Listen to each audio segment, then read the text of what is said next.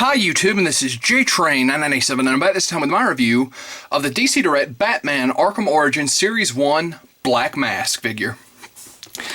Now this is the first figure I'm reviewing from the Arkham Origins Series 1, although I'll probably upload them all at once, so it may not be the first one you guys see. But I am not really a fan of what they've done with the smaller figures packaging. Get a quick comparison here. The nearest one I have on hand, which is Hugo Strange. As you can see, the Arkham City packaging, and this was the Arkham Asylum packaging as well, it was kind of shaped like Batman's cowl. It left a lot of excess room, which, granted, wasn't always a bad thing, but even as the initial Series 1 shows with Bane, sometimes they needed it. So overall, you know, the packaging isn't the end of the world, as I'm going to take them all out, but I don't think it's very nice looking, at the very least. Now, Black Mask comes with 2 pistols, and I believe that's it. No other accessories. The packaging's completely open. On the back here, you can see the initial 4 characters of Series 1. And it has a little read-up, but it's just a very base read-up about the games and how this is a prequel to both Asylum and City. So that being said, not all that much to say about the packaging. Let's open it up. And here we have Black Mask out of the packaging. Now, he is a very nice-looking figure. The suit looks a little bit dirty, where they've kind of etched the lines with a little bit of black paint, but considering all the stuff that happens to Black Mask during the game, it's completely reasonable to think his suit would be, you know, dirty and tarnished. Now, one thing I was really surprised by, and I opened all these guys at once, so I noticed this with the Joker as well, is that to save the look of his suit, they have completely removed a ball-jointed arm, so you have a 1 point of movement at the shoulder, a full 360.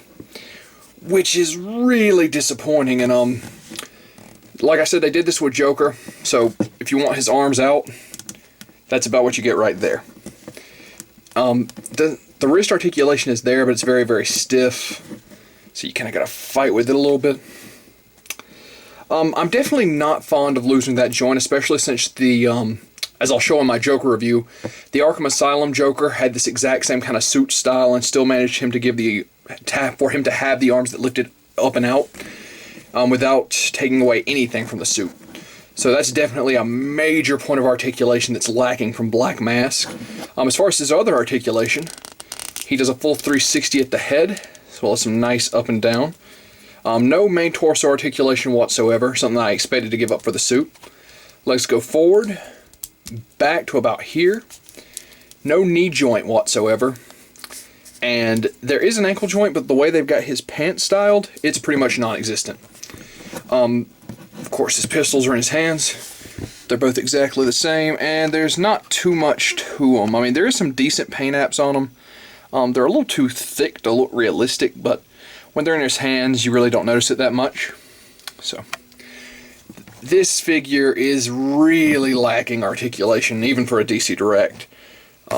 Now, that's not to say he looks too bad. They did a great job on his mask, as you can see there. Very nicely painted, very nicely detailed. They got the eyes right without actually having them having any paint bleed, excuse me. And as I've already mentioned, you know, the suit looks a little dirty, but it works. So overall, these are showing up online currently. At the time of making this video, I haven't seen many local retailers. Well, if I didn't mention earlier, he does bend at the elbow as well. But it's very, very stiff. Like here, it doesn't want to bend at all. There we go. You heard that very audible crack as it went into motion. So, you can get some decent poses with them, but they've sacrificed a lot of major articulation, as I've already said. Now, before I veered vastly off topic, these are online. They've actually sold out where I got mine, which is bigbadtoystore.com, but they are reordering. I actually kind of like this pose with him. It's kind of like he's beckoning one of his henchmen over. Might leave it like that. But they're reordering if you want to get them. I'm sure local comic shops will have them in soon.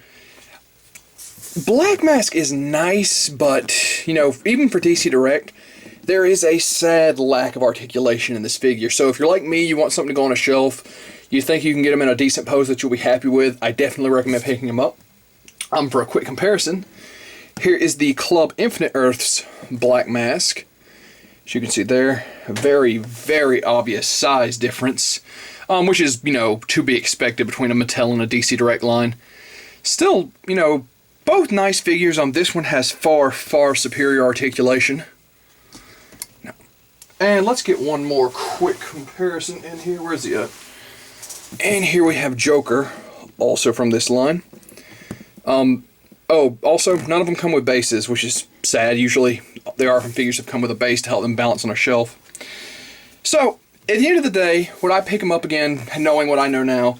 Yeah, I really enjoyed the game. Black Mask is an integral part of the story.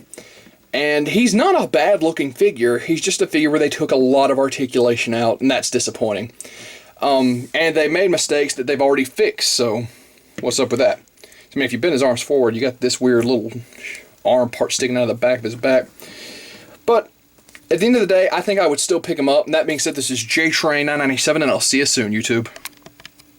Hi guys, I hope you liked the review. If you'd like to see any more of the reviews for Arkham Origins Series 1 from DC Direct, feel free to click the link you'll see above each figure for their own personal review. And that being said, this is JTrain997, and thanks for watching.